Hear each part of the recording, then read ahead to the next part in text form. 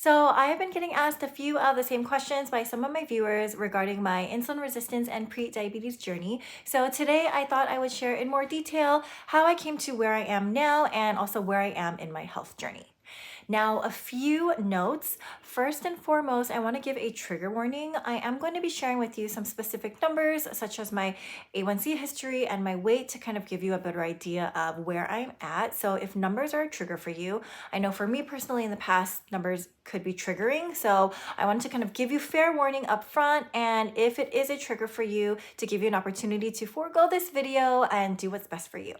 Second, I am not a doctor or a medical professional. I'm simply somebody who is sharing my journey as somebody with insulin resistance. And again, this is my journey, so the things that might be true for me may not be true for you. So please, please, please consult your doctor or your medical professional if you have any questions. Lastly, sometimes I get comments like, with the way that you're eating, your insulin resistance is definitely going to get worse and you're just on your way to type 2 diabetes.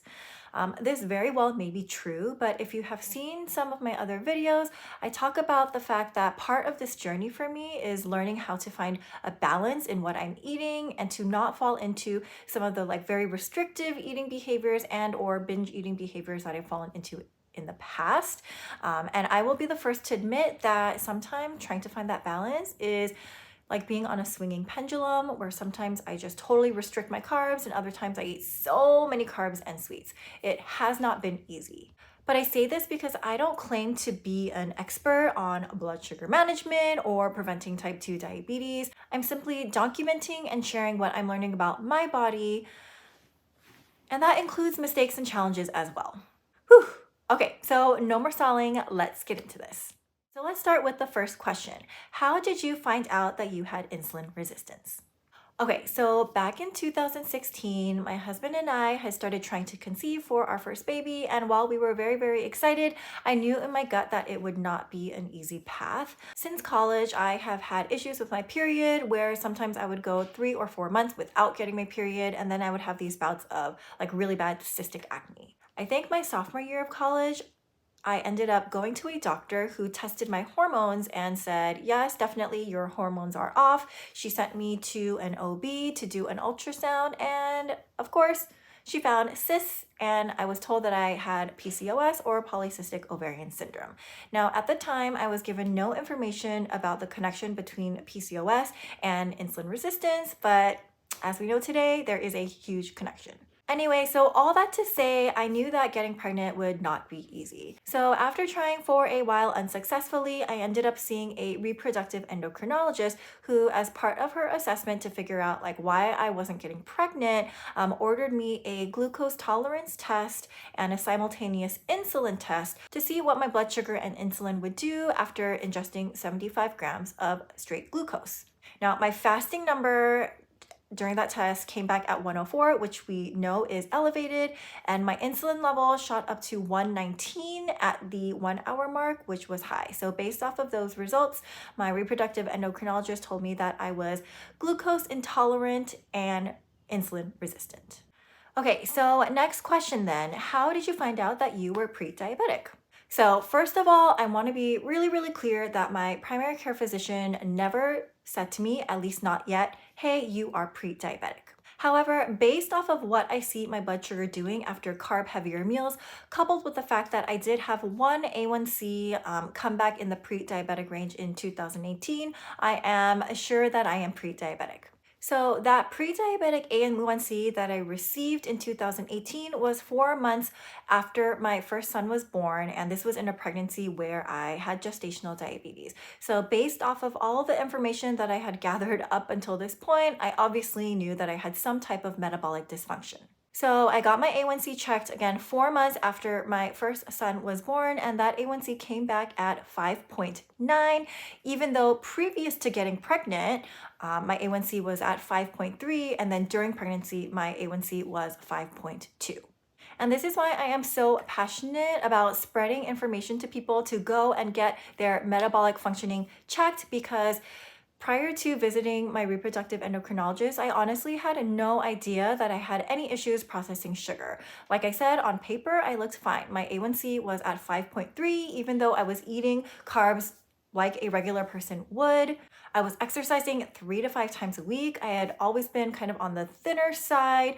I was only 115 pounds when I found out that I was insulin resistant, and I am 5'5", by the way. So on paper, I didn't fit the criteria for somebody who would have insulin resistance or prediabetes or anything like that. And I actually remember when I told my primary care physician that I had gestational diabetes, she was like, wait, no, that's not possible. Let's test you for type 1 diabetes, which they did. And of course, it came back negative. And honestly, I feel like if I wasn't trying to get pregnant, then even at this point now, I probably still would have no idea that I had any type of insulin resistance. So yeah, my A1C coming back at 5.9 in 2018 was how I found out that I was pre-diabetic. Okay, so next question. Are you sure you are insulin resistant or have prediabetes? Your blood sugar seems to react relatively normally based off of what I see in your videos. So yes, I am sure that I have insulin resistance. I have that glucose tolerance test and insulin test in 2017 to prove it. The other thing that I want to mention is that many of my videos where I'm showing you guys what my blood sugar is doing based off of what I'm eating was through using the Freestyle Libre 14-day continuous glucose monitor. And I have found pretty consistently now that at this point that the readings for the CGM for me personally have been consistently 10 to 20 points lower than what my glucose monitor is telling me. And I trust my glucose monitor over the CGM. Sometimes it's even been more than 20 points off. I think at one point it was like up to 40 points off. So that's why I'm kind of taking a break from the continuous glucose monitor because they are very, very expensive. And I found that for somebody like me where I'm like very data focused and number focused, it just wasn't cutting it for me to see such a big difference between my sensor number and my glucose monitor number. I do want to try the Freestyle Libre 3 that has recently come out at some point, so I'll probably do that for you guys to kind of see if that works a little bit better for my body. But yes, I am definitely insulin resistant and I am sure that I have prediabetes. So let me give you an example. There was one time where my husband and I ate some Chinese food and I stayed away from the fried rice. I stayed away from the noodles completely. I was eating more of like the meat and the protein dishes and the tofu dishes. My husband, on the other hand, ate all of the fried rice and all the noodles to his heart's content. 3 hours after that meal, I tested my blood sugar and it was at 170, which I was like completely floored, completely shocked because that's honestly like diabetic levels, 3 hours after a meal being at 170. And I tested my husband and his blood sugar was at 105. And that was when I was like, oh, like my body is really, really messed up. So am I sure that I have insulin resistance and prediabetes? Yes, definitely. And for the last question that I have been getting repeatedly is, have you ever tried a keto or a low carb diet? Yes. So after receiving my 5.9 A1C result in 2018, I did go on a keto / very, very low carb diet for about 2 years. And it was the most miserable experience ever. I hated every second of it. And you know what? It actually didn't even make such a big difference on my A1C. So again, my A1C was 5.9 in July of 2018. And this was after it having been a 5.2 when I was pregnant, and then also 5.3 right before I got pregnant. Then after going keto, and I'm gonna look at my notes here. So after going keto, my A1C went down to 5.6 in November 2018, which is an improvement, but honestly, I thought it would be better for how much I felt like I was sacrificing in what I was eating. Then in October 2019, still 5.6. And then February 2020, it was 5.5, which I remember just being so shocked and disappointed because at that point, I feel like I wasn't letting myself eat really any carbs. And then I got pregnant again in July 2020 with my second son. And at that point, I stopped doing keto because I felt like my body needed more carbs to kind of sustain my pregnancy. And my OB did another A1C test in February 2021 when I was probably like 7 months pregnant at that point, and my A1C came back at 5.5. And that was a big eye opener for me because at that point I was eating significantly more carbs while I was pregnant. And then also when you're pregnant, you're supposed to be more insulin resistant, yet my A1C came back 5.5, the same level that it came back when I was truly restricting my carbs like crazy. So at that point, I just realized, I don't think keto and going very, very low carb is for me. My body doesn't respond to it. My body doesn't like it. I feel so miserable. I feel like my mental health is being impacted. So that was when I stopped doing keto. And that was really the turning point for me to stop doing such a restrictive diet because I don't know, it just wasn't working for me. And all of that has led to kind of where I've been now for, I don't know, the last year and a half, where I am again really just trying to find that balance. I feel the guilt and the shame every time I eat a piece of bread. But I shouldn't. I feel like I shouldn't. And so again, that's kind of where I am now and trying to find the balance. So last and final question, where is your A1C now? So the last time I had my A1C checked was December of 2021. So a little less than a year ago. And this was 8 months postpartum after my second son was born. And honestly, I was eating carbs and sweets nonstop. I was nursing around the clock. And so I was hungry all of the time. And I am still currently nursing now. But my A1C came back at 5.3, which was the lowest that it had been since, since September 2017, when my A1C then was 5.3.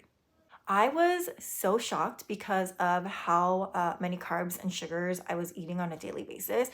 Research shows that breastfeeding can reduce both a mom's risk for type 2 diabetes and a baby's risk for type 2 diabetes. So clearly it was having some type of an effect. Now, I'm not going to say that this is going to prevent me from having type 2 diabetes. Absolutely not. But definitely while I was nursing, as often I was nursing back then, my blood sugar overall was much, much lower than it normally is.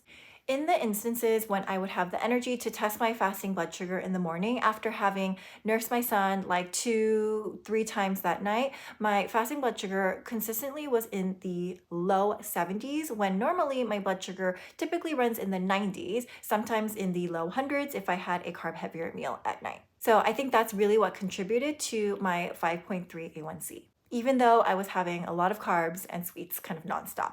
And I actually remember 2 months before having my blood work done, my son was going through like a pretty heavy sleep regression. So I was literally nursing around the clock to kind of get him to go back to sleep at night. So I think the 5.3 A1C really does make sense. And I actually just called my PCP last week to set up my annual checkup and lab work appointment for this year, but it turns out she's not available until March, which is crazy. So I will have my A1C checked in March and we'll see where it is then. If I were to get my A1C checked today, I would bet that it would definitely be in the pre-diabetic range. Again, because this process of me trying to find the balance of not restricting and also not binging has been very, very difficult. And recently, my husband has been traveling for work like crazy. And so when my husband travels for work, I end up eating dinner very late because it's very hard for me to feed both of my kids and feed myself. So I just feed them, I put them to bed, and then I eat dinner at like 8:30. And then at the end of the day, I also reward myself with some type of sweet to say, good job for getting through another day of solo parenting. So like at 9 or 9:30, I've been eating sweets. I know it's really, really bad. But I'm hoping that by March, I will have gotten a better grip of, again, finding that balance that works for me. And so we will see what my A1C level comes back as then, and I will definitely share it with you guys when it comes to that point. Okay, so there you have it. I've answered some of the questions that you have been asking, so I hope that that was very helpful. I'm just really thankful that we are on this journey together, that we can share information and resources, and also what our bodies are doing so that we can just kind of help each other and form this community. So I am very, very thankful. If you haven't subscribed to my channel, please go ahead and hit that subscribe button so you don't miss any upcoming videos. And if you haven't checked out my channel, I have healthy recipe videos, I have blood sugar experiment videos, I have what I eat in a day videos, just documenting kind of, again, my journey along this path of insulin resistance / prediabetes. So thank you guys so much for watching, and I will see you all next time.